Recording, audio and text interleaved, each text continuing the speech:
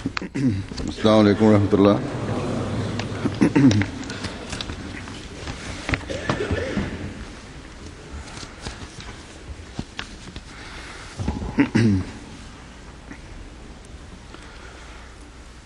أشهد أن لا إله إلا الله وحده لا شريك له وأشهد أن محمدا عبده ورسوله أما بعد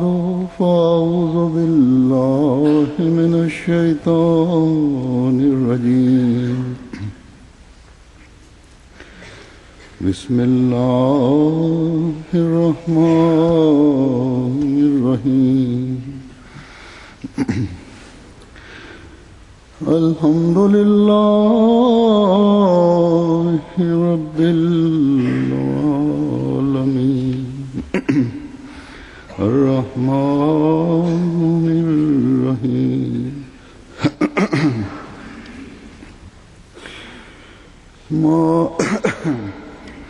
مالك يوم الدين إياك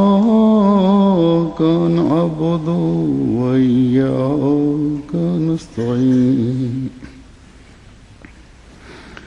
اهدنا الصراط المستقيم صراط الذين أنعمت عليهم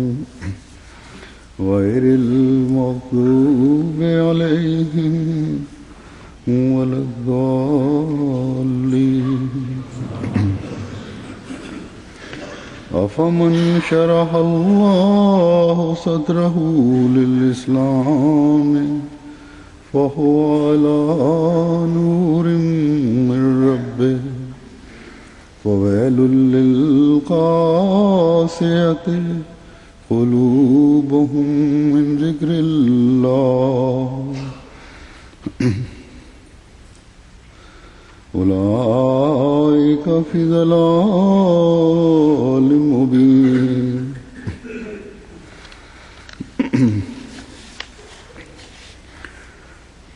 یہ آیت جو میں نے تلاوت کی ہے اس کا ترجمہ ہے کہ پس کیا وہ کہ جس کا سینہ اللہ اسلام کے لیے کھول دے پھر وہ اپنے رب کی طرف سے ایک نور پر بھی قائم ہو، وہ ذکر سے عاری لوگوں کی طرح ہو سکتا ہے؟ بس ہلاکت ہو ان کے لیے جن کے دل اللہ کے ذکر سے محروم رہتے ہوئے سخت ہیں، اور یہی وہ لوگ ہیں جو کھلی کھلی گمراہی میں ہیں.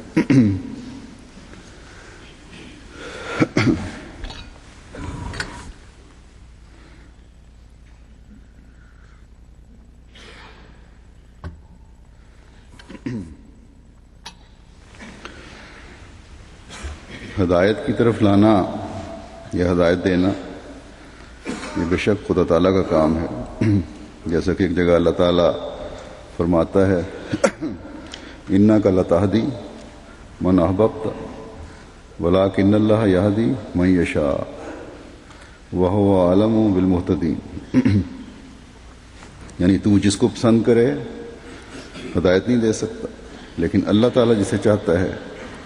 ہدایت دیتا ہے، اور وہ ہدایت پانے والوں کو خوب جانتا ہے. حضرت صلی اللہ علیہ وسلم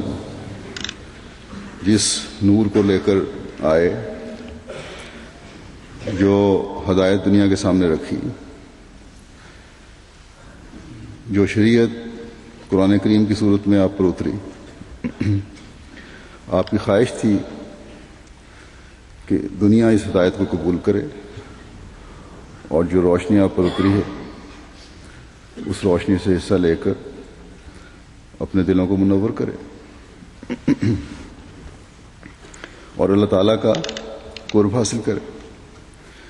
کیونکہ آپ کو علم تھا کہ یہ روشنی جو آپ پر اتری ہے اس کے انکار کی صورت میں منکرین عذاب الہی کے مورد بنیں گے، اور آپ صلی اللہ علیہ وسلم جن کی طبیعت میں انسانیت کے لیے بہت زیادہ رحم تھا، آپ کو یہ گوارا نہ تھا کہ کوئی انسان بھی ہدایت کے بغیر اس دنیا سے رخصت ہو کر عذاب پائے۔ بس آپ کے دل کی یہ کیفیت تھی کہ راتوں کو اٹھ کر بے چین ہو کر خدا تعالیٰ کے آگے گریہ وزاری کرتے تھے کہ خدا تعالیٰ ان لوگوں کو ہدایت دے۔ یہاں تک آپ صلی اللہ علیہ وسلم کے دل کا اور اندر کا درد تھا دنیا کی بقا اور اللہ تعالیٰ کا عبد بنانے کے لیے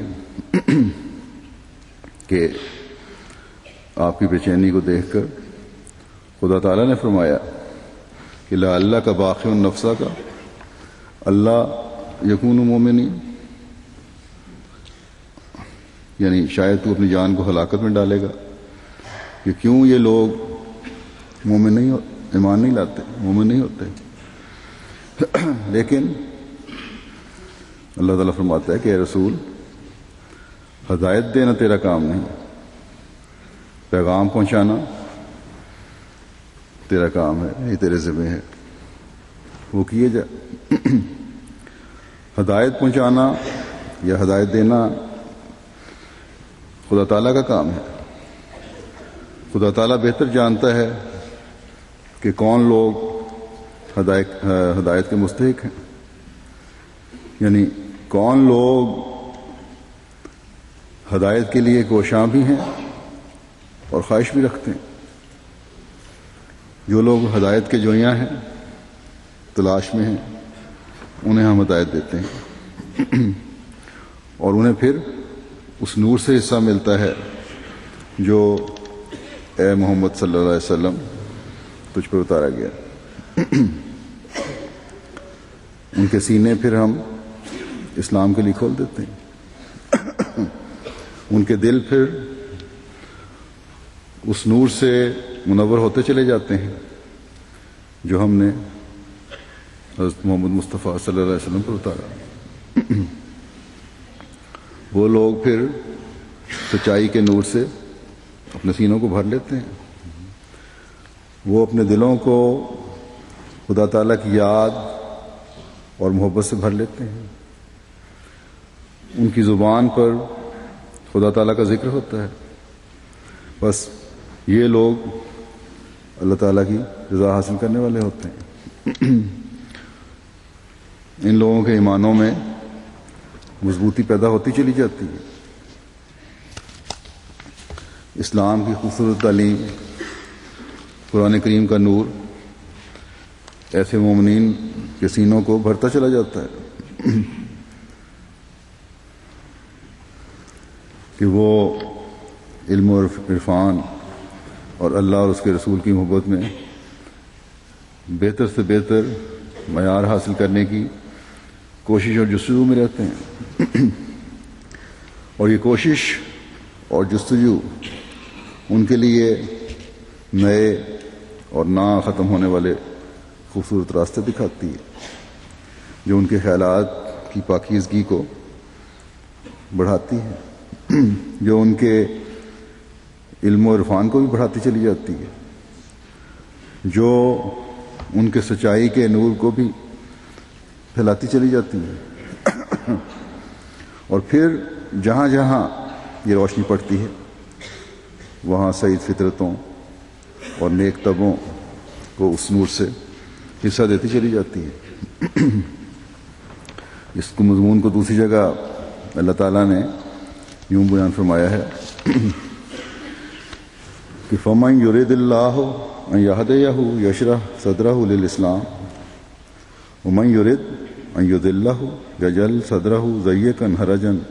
كَأَنَّمَا يَصْعَدُ فِي السَّمَاءِ كَذَلِكَ يَجْعَلُ اللَّهُ الرِّجْسَ عَلَى الَّذِينَ لَا يُؤْمِنُونَ۔ بس جسے اللہ چاہے کہ اسے ہدایت دے، اس کا سینہ اسلام کے لیے کھول دیتا ہے، اور جسے چاہے کہ اسے گمراہ ٹھہرائے اس کا سینہ تنگ گھٹا ہوا کر دیتا ہے، گویا وہ زور لگاتے ہوئے آسمان کی بلندیوں میں چڑھ رہا ہے۔ اسی طرح اللہ تعالیٰ ان لوگوں پر جو ایمان نہیں لاتے کلیدی ڈال دیتا ہے۔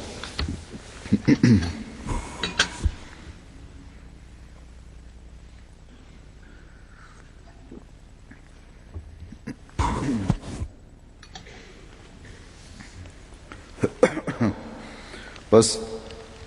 یہی قانون ہے خدا تعالیٰ کا کہ ہدایت کا کام خدا تعالیٰ نے اپنے ہاتھ میں رکھا ہوا ہے۔ بے شک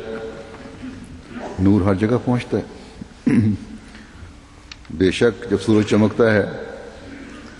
تو دن کی روشنی کر دیتا ہے یا دن کو روشن کر دیتا ہے،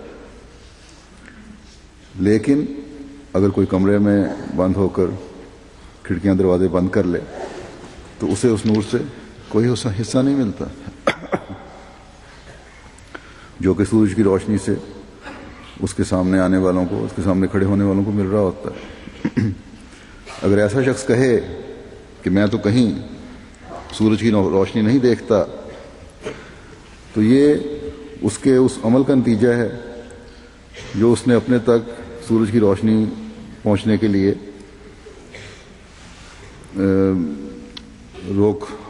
روکیں کھڑی کر کے کیا ہے۔ بس روحانی دنیا میں بھی روشنی انہی تک پہنچتی ہے جو یہ روشنی پہنچانے کے لیے اپنے دل و دماغ کے کھڑکیاں اور دروازے کھول کے رکھتے ہیں۔ بس یہاں بھی اللہ تعالیٰ فرماتا ہے کہ فَمَن يُرِدِ اللَّهُ أَن يَهْدِيَهُ يَشْرَحْ صَدْرَهُ لِلْإِسْلَامِ، کہ بس جسے اللہ چاہے کہ اسے ہدایت دے اس کا سینہ اسلام کے لیے کھول دیتا ہے۔ یہاں بھی اس کا یہ مطلب ہے کہ انسان کا عمل ہے جو نیک اعمال کی صورت میں اور نور سے حصہ لینے کی تڑپ دل میں رکھنے کی وجہ سے اللہ تعالیٰ کے فضل کو جذب کرتا ہے اور ہدایت، اس کے نتیجے میں پھر وہ ہدایت پاتا ہے۔ بس خدا تعالیٰ کسی پر ظلم نہیں کرتا۔ اللہ تعالیٰ کی طرف تو ایک قدم بڑھانے والا جو ہے اس کی طرف خدا تعالیٰ 2 قدم بڑھاتا ہے، اور اس کی طرف چل کر جانے والے کی طرف خدا تعالیٰ دوڑ کر آتا ہے۔ بس یہاں جسے چاہتا ہے ہدایت دیتا ہے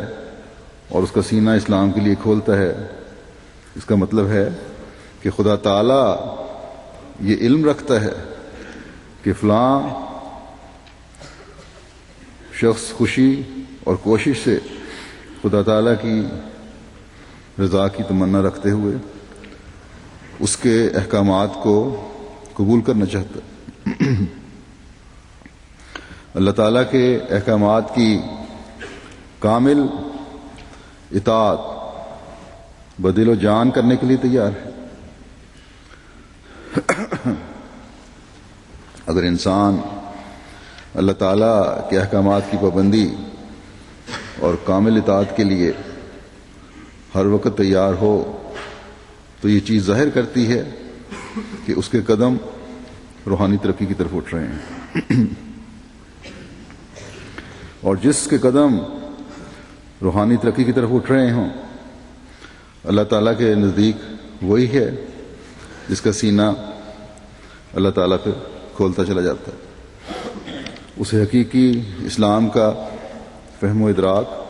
حاصل ہوتا چلا جاتا ہے۔ نام کا مسلمان نہیں ہوتا، اس کی عبادات، اس کی نمازیں، اس کے روزے، اس کے حج، اس کے اعلیٰ اخلاق کے نمونے دنیا کو دکھانے کے لیے نہیں ہوتے بلکہ خدا تعالیٰ کی رضا کے حصول کے لیے ہوتے ہیں۔ لیکن بعض ایسے بدقسمت بھی ہوتے ہیں جو خدا تعالیٰ کے احکامات کو بوجھ سمجھتے ہیں، جو دین کو غیر ضروری سمجھتے ہیں اور اس کے ساتھ استہزاء کرتے ہیں، یا بعض ایسے ہیں جو اپنے دین کو یا ان روایات کو جو انہوں نے اپنے آباء و اجداد سے، اپنے باپ دادا سے سنی، آخری حرف سمجھتے ہیں اور اسلام کو قبول کرنا نہیں چاہتے۔ وہ اپنے خیال میں یا اپنے ماحول میں جتنا بھی خیال کریں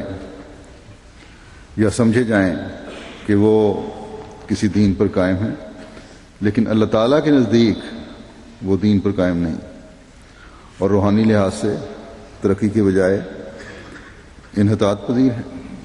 نیچے کی طرف جا رہے ہیں۔ جب حضرت صلی اللہ علیہ وسلم کی بعثت ہو گئی اور اس نور پر خدا تعالیٰ کی آخری شریعت قرآن کریم کا نور بھی نازل ہو گیا، تو اب اللہ تعالیٰ کا اعلان ہے کہ ان الدین عند اللہ الاسلام، کہ اللہ تعالیٰ کے نزدیک اصل دین اسلام ہی ہے، جو کامل فرما برداری سکھاتا ہے اور اللہ تعالیٰ اور اس کی مخلوق کے حقوق کی ادائیگی کے لیے راہ متعین کرتا ہے۔ اس کے علاوہ اب کوئی دین نہیں جو روحانی ترقیات کی راہیں دکھا سکے۔ اللہ تعالیٰ نے جو یہ فرمایا کہ وَمَن يُرِدْ أَن يُضِلَّهُ يَجْعَلْ صَدْرَهُ ضَيِّقًا حَرَجًا، اور جسے چاہے کہ اسے گمراہ ٹھہرائے اس کا سینہ تنگ گھٹا ہوا کر دیتا ہے۔ یہ اللہ تعالیٰ کی مرضی نہیں ہے کہ چاہے اللہ تعالیٰ جس کو چاہے اس کا سینہ تنگ کر دیتا ہے۔ اللہ تعالیٰ نے تو آدم کو زمین پر بھیجا تو بھیج کر پہلے دن ہی کہہ دیا تھا کہ تمہیں آزادی ہے، اگر نیکیوں کی طرف قدم بڑھاؤ گے تو میرے نور سے حصہ پاؤ گے، اور اگر شیطان کے قدموں پر چلو گے تو میرے عذاب کی مورد بنو گے۔ بس یہ انسان کے برے اعمال ہیں جو اس کا سینہ تنگ ہونے کا باعث بنتے ہیں۔ جب انسان گناہوں میں پڑتا چلا جاتا ہے اور دین سے اور اللہ کے رسولوں سے استہزاء شروع کر دیتا ہے تو پھر وہ گمراہی کے راستوں پر چلتا ہے، صراط مستقیم سے دور ہٹتا چلا جاتا ہے۔ بس اللہ تعالیٰ کے احکامات کو بوجھ سمجھنے والے ہیں جو اللہ تعالیٰ کے فضلوں کو اپنے پر بند کر رہے ہوتے ہیں، اور جب اللہ تعالیٰ کے فضلوں کو بند کرتے ہیں تو ان کے سینے میں اللہ تعالیٰ مزید گھٹاؤ پیدا کر دیتا ہے،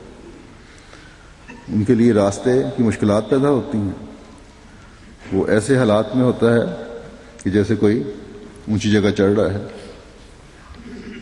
سانس پھول رہا ہے، جس کی وجہ سے سینے میں تنگی محسوس ہو رہی ہے۔ تو یہ عمل خود انسان کے ہیں جو اسے خدا سے دور کر کے مشکلات میں مبتلا کرتے ہیں، ورنہ خدا تعالیٰ تو اپنے بندوں پر اتنا مہربان ہے کہ جب بھی انسان میں، قوموں میں بگاڑ پیدا ہوتا ہے تو اپنے نبی اور رسول اور خاص بندے بھیجتا ہے کہ دنیا کی رہنمائی کر کے انہیں راہ راست پر لانے کی کوشش کریں، اور انبیاء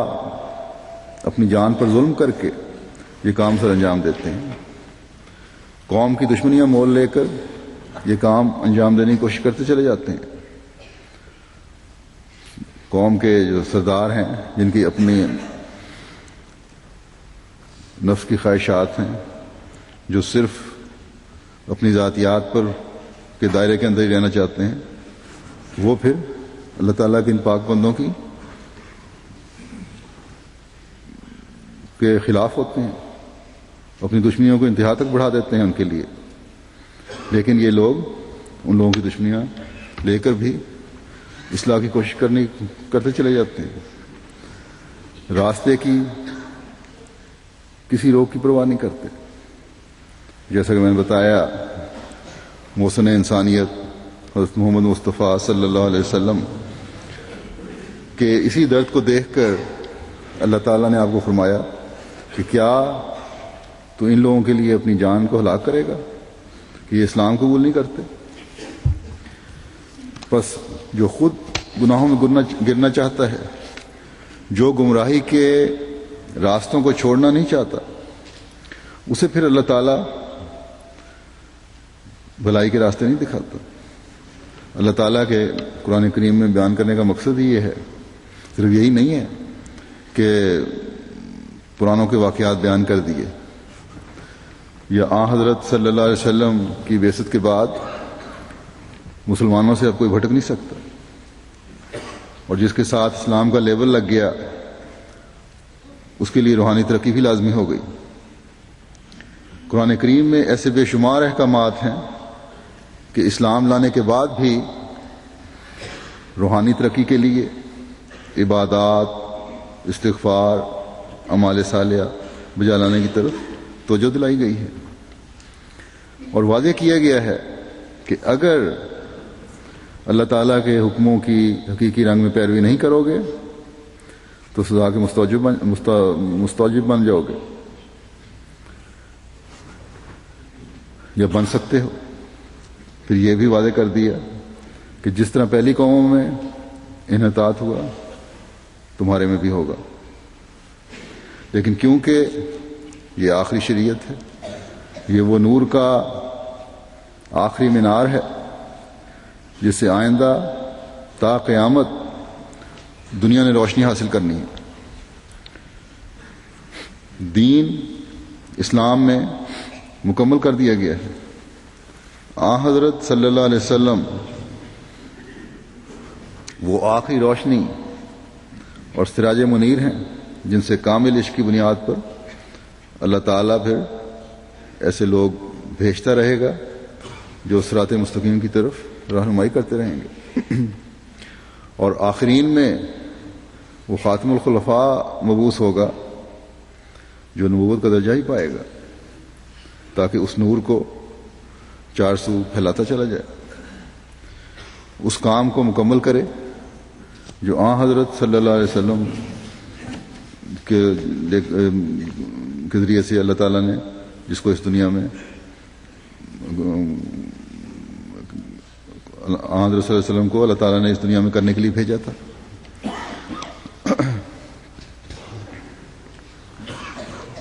اور یہ ہے خدا تعالیٰ کا نور ہر طرف پھیلانا. جو حضرت صلی اللہ علیہ وسلم اور قرآن کریم کی صورت میں خدا تعالیٰ نے دنیا میں ظاہر فرمایا. بس یہ پیشگوئی اللہ تعالیٰ نے فرما دی، اور اس کی وضاحت حضرت صلی اللہ علیہ وسلم کی احادیث سے بھی ہوتی ہے کہ اللہ تعالیٰ کی طرف سے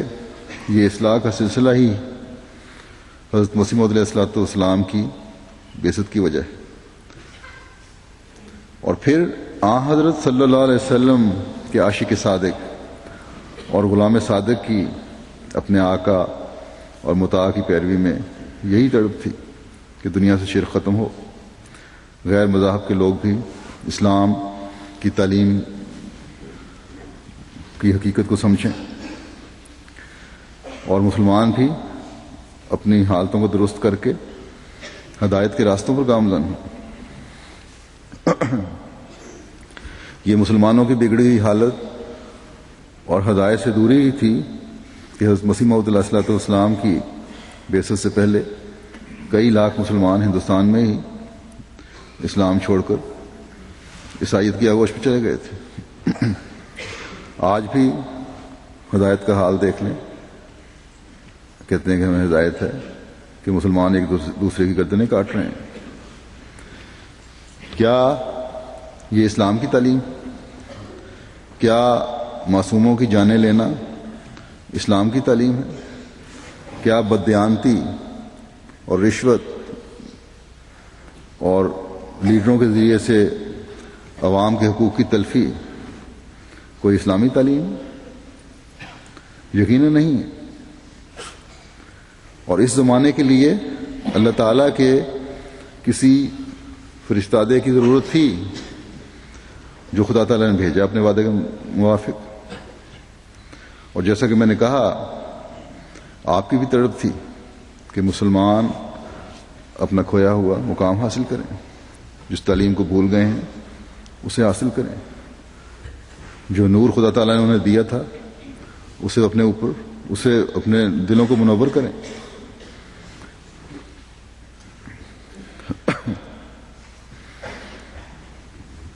ہدایت کے راستوں پر گامزن ہوتے ہوئے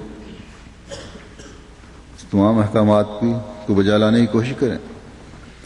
شرک کا خاتمہ ہو، انسان کو خدا بنانے والوں کی ہدایت کا سامان ہو۔ اور آپ نے اس کے لیے بڑی تڑپ سے جہاں کوشش کی، لٹریچر لکھا، دعائیں بھی کی،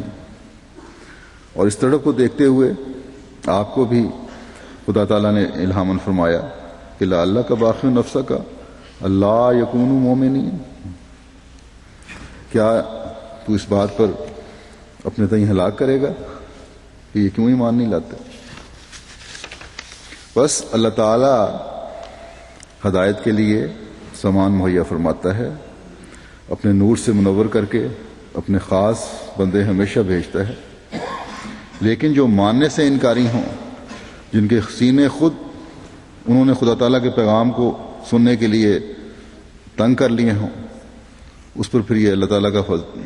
تعالیٰ کا یہ فعل ہے کہ سینہ پھر ان کا گھٹا ہوا مزید ہوتا چلا جاتا ہے، گھٹتا چلا جاتا ہے، وہ نیکیوں سے دور ہٹ جاتے ہیں اور برائیوں کے قریب ہوتے چلے جاتے ہیں۔ بس اس آیت میں یہ واضح کر دیا کہ اللہ تعالیٰ صرف انہی کی مدد کرتا ہے جو اعمال صالحہ بجا لاتے ہیں، اللہ تعالیٰ کے احکامات کی کامل اطاعت کرتے ہیں، اور پھر یہ لوگ اللہ تعالیٰ کی تائید اور اس کے فضل سے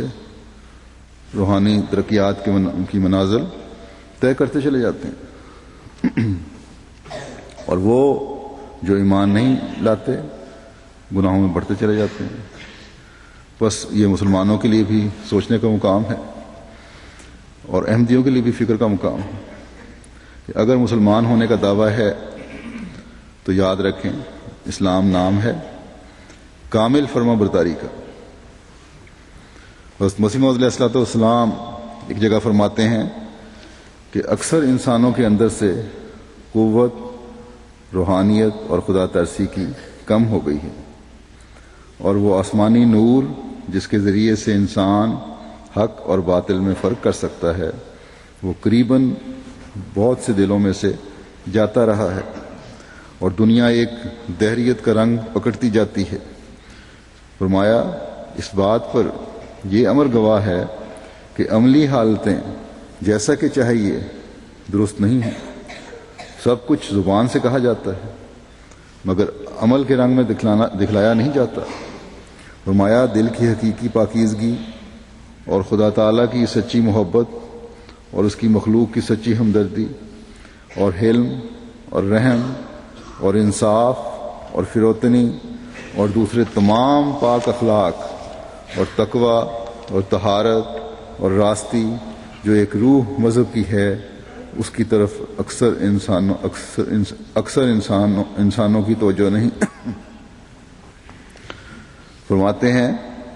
کہ مذہب کی اصل غرض اس سچے خدا کو پہچاننا ہے جس نے اس تمام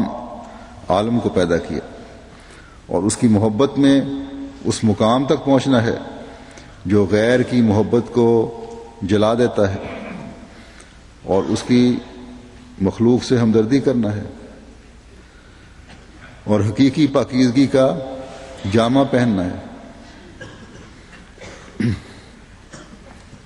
بس یہ اعلیٰ اخلاق، یہ تقوی، یہ دل کی پاکیزگی، یہ خدا تعالیٰ کی محبت اور مخلوق کے حقوق کی ادائیگی کس طرح ہو، یہ میں نے بتایا کہ خدا تعالیٰ کی طرف قدم بڑھانے سے ہے، اس نور سے جو اللہ تعالیٰ نے اتارا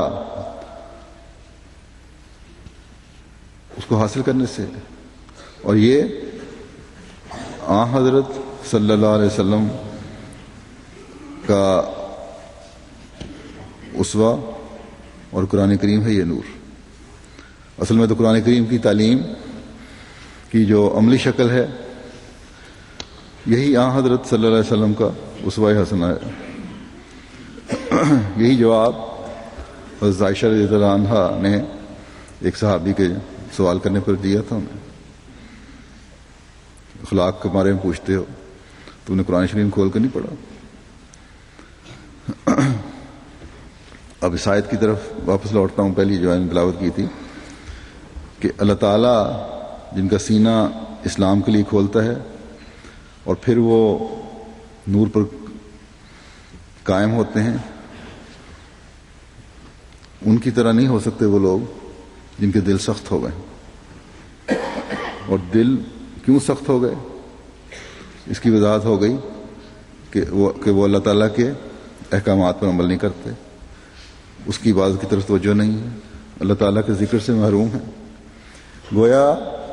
اللہ تعالیٰ فرما رہا ہے کہ اگر دلوں کی سختی کو دور کرنا ہے، اللہ تعالیٰ کا قرب پانا ہے، تو ذکر اس کی ایک اہم شرط ہے اور بہت بڑی شرط.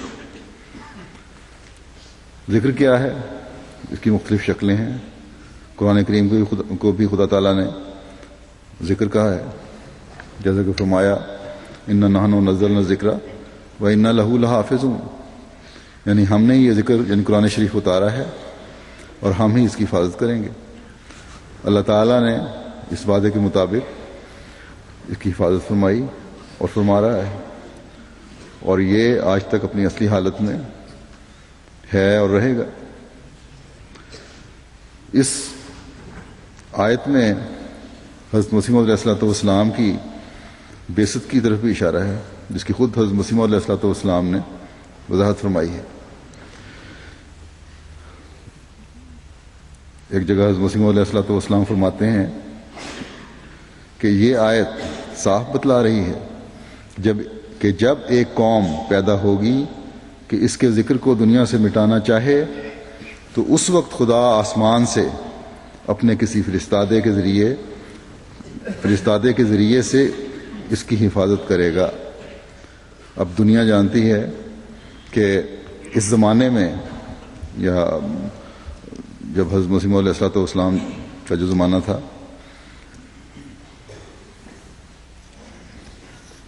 عیسائیوں نے دنیا پر ایک یلغار کی ہوئی تھی. یہاں تک کہ ہندوستان میں بھی، جیسا کہ میں نے کہا، لاکھوں مسلمان عیسائی ہو گئے تھے. اسلام کے خلاف ایک ایسی مہم تھی کہ افریقہ اور ایشیا میں بڑی تیزی سے عیسائیت پھیلانے کی کوشش ہو رہی تھی. اس وقت اسلام کے دفاع کے لیے قرآن کریم کی حقیقی تعلیم کے نور سے بھر کر اللہ تعالیٰ نے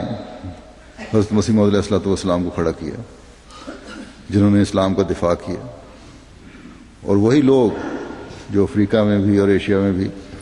عیسائیت کے پھیلنے کے خواب دیکھتے تھے، دفاع پر مجبور ہو گئے، بلکہ بھاگنے پر مجبور ہو گئے.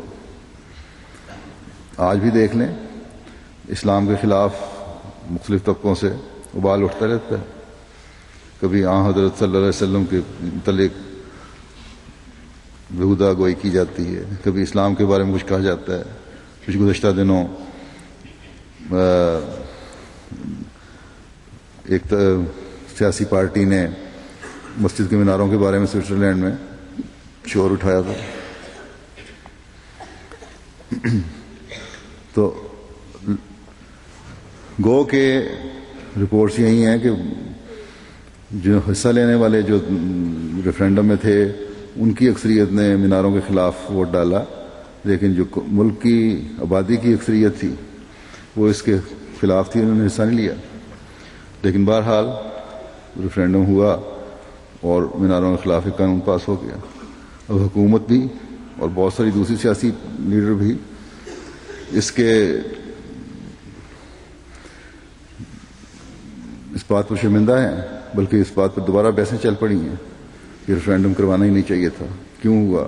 اب کیا کرنا چاہیے. تو بہرحال کوششیں جو اس قسم کے لوگ ہیں جو اسلام مخالف ہیں ان کی طرف سے ہوتی رہتی ہیں.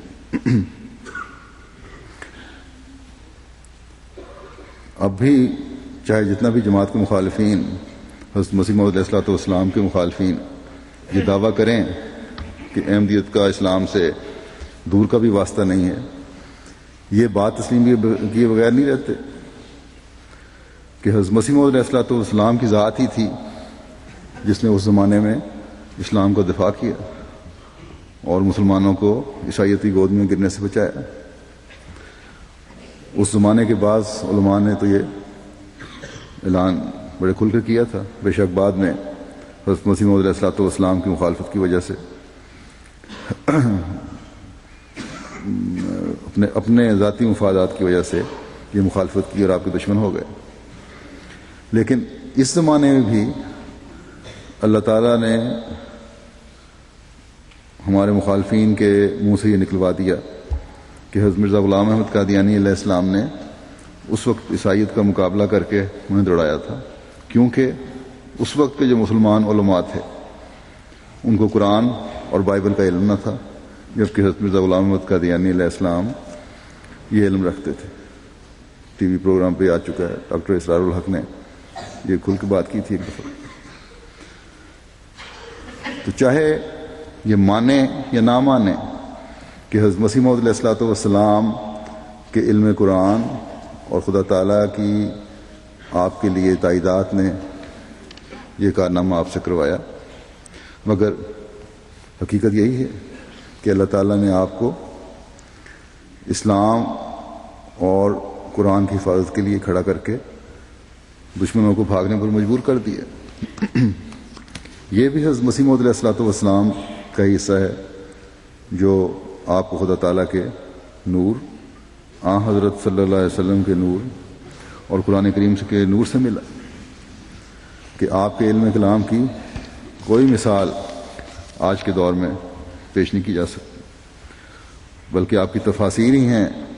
جو اب ہر تفسیر پر حاوی ہیں۔ قرآن کریم کے ذکر ہونے کے بارے میں آپ فرماتے ہیں کہ قرآن کریم کا نام ذکر رکھا گیا ہے اس لیے کہ وہ انسان کی اندرونی شریعت یاد دلاتا ہے۔ قرآن کوئی نئی تعلیم نہیں لایا، بلکہ اس اندرونی شریعت کو یاد دلاتا ہے جو انسان کے اندر مختلف طاقتوں کی صورت میں رکھا ہے۔ حلم ہے، اثار ہے، شجاعت ہے، جبر ہے، غضب ہے، قناعت ہے وغیرہ۔ غرض جو فطرت باطن میں رکھی تھی قرآن نے اسے یاد دلایا، جیسے فی کتاب مکنون، یعنی صحیفہ فطرت میں کہ جو چھپی ہوئی کتاب تھی اور جس کو ہر ایک شخص نہ دیکھ سکتا تھا، اس طرح اس کتاب کا نام ذکر بیان کیا تاکہ وہ پڑھی جاوے تو وہ اندرونی اور روحانی قوتوں اور اس نور قلب کو جو آسمانی ودیت انسان کے اندر ہے یاد دلاوے۔ یعنی یہ ذکر پڑھو قرآن کریم تو جو پاک فطرت ہیں ان کے دل کا جو نور ہے اس کو یہ نکال کر باہر رکھتا ہے، ان کو یاد دلاتا ہے کہ یہ احکامات ہیں، یہ تعلیم ہے، یہ اللہ تعالیٰ کے حقوق ہیں، یہ بندوں کے حقوق ہیں جو تم نے ادا کرنے ہیں۔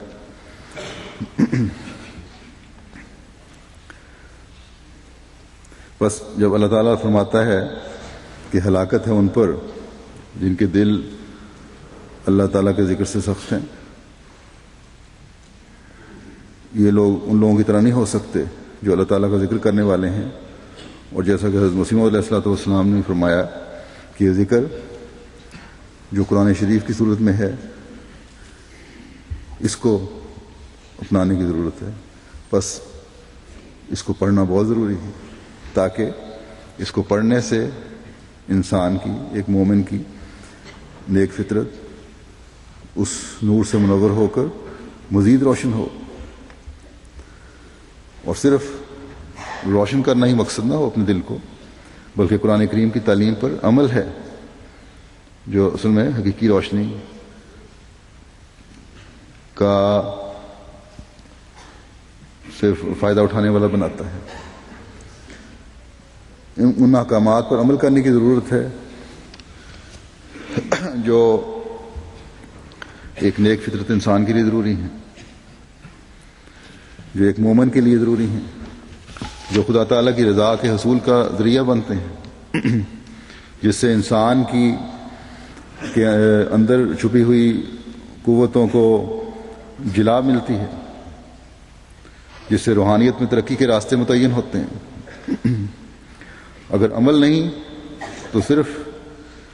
علمی حالت اس ذکر سے کوئی فائدہ نہیں دے سکتی۔ وائرس جماعت مسلمان جو ہیں ان میں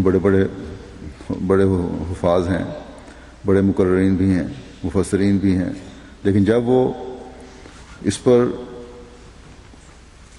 اس طریق پر غور نہیں کر رہے جو زمانے کے امام نے بتایا ہے، تو یہ ایک ظاہری خول ہے جو کچھ بھی فائدہ نہیں ہے۔ بس اس تعلیم کی عملی حالت ان تمام باتوں کو اپنے اندر سمیٹتی ہے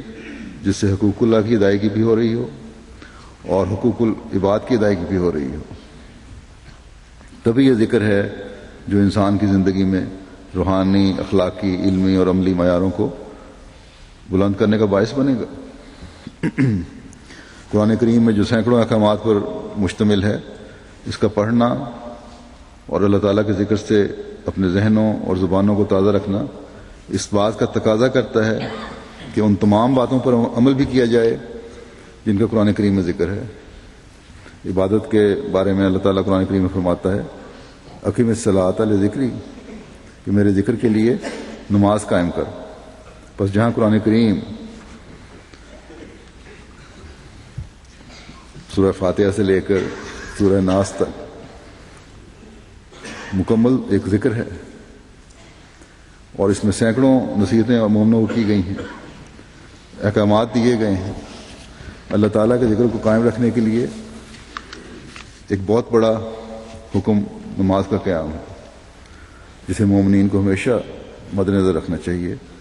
حضرت مسیح موعود علیہ الصلوۃ والسلام فرماتے ہیں کہ نماز سے بڑھ کر اور کوئی وظیفہ نہیں، کیونکہ اس میں حمد الہی ہے، استغفار ہے، درود شریف، تمام وظائف اور اوراد کا مجموعہ یہی نماز ہے، اور اس سے ہر ایک قسم کے ہم و غم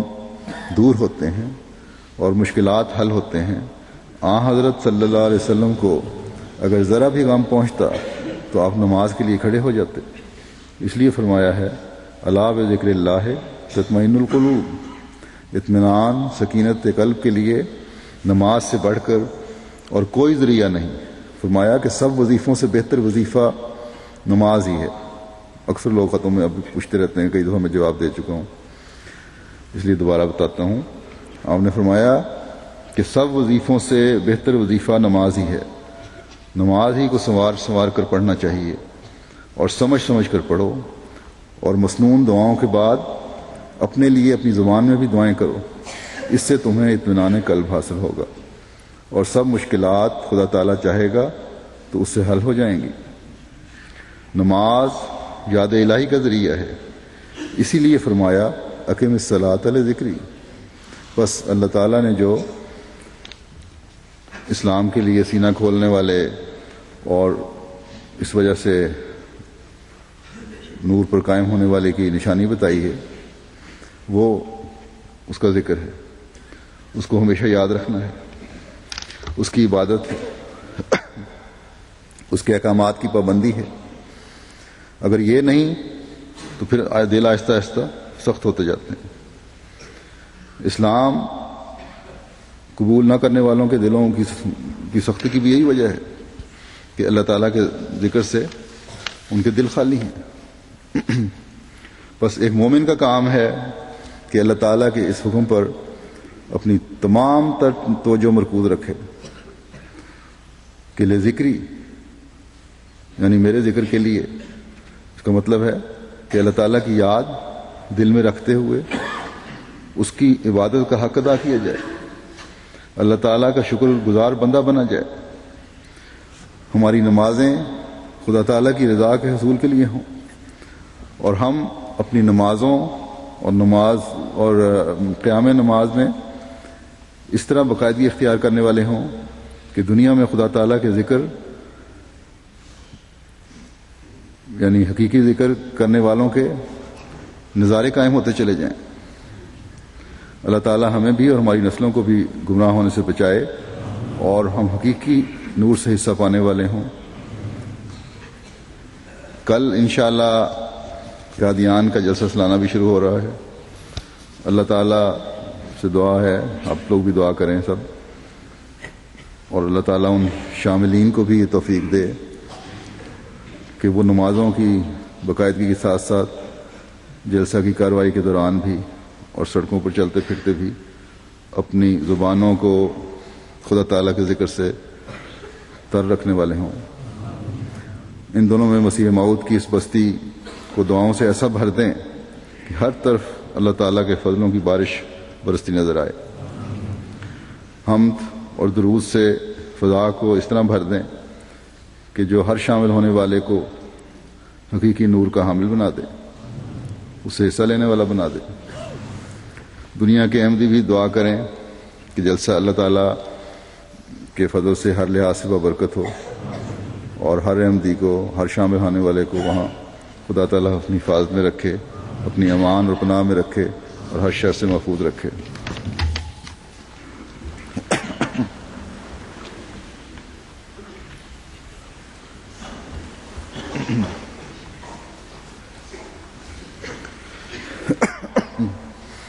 الحمد لله نحمده ونستعينه ونستغفره ونؤمن به ونتوكل عليه ونعوذ بالله من شرور أنفسنا ومن سيئات أعمالنا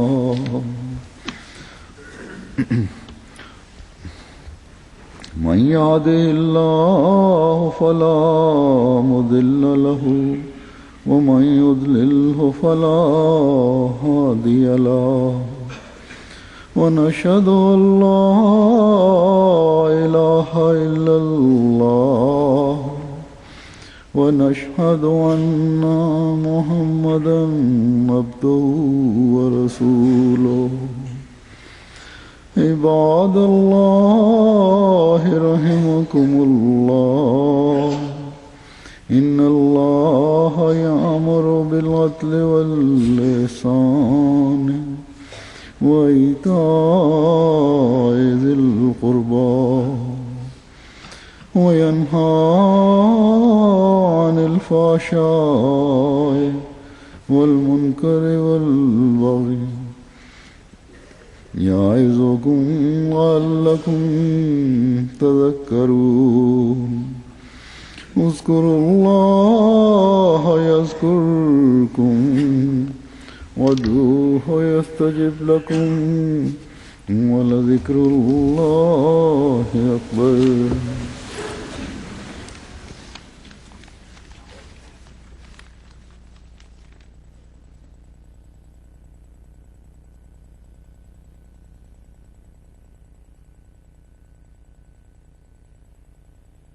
ما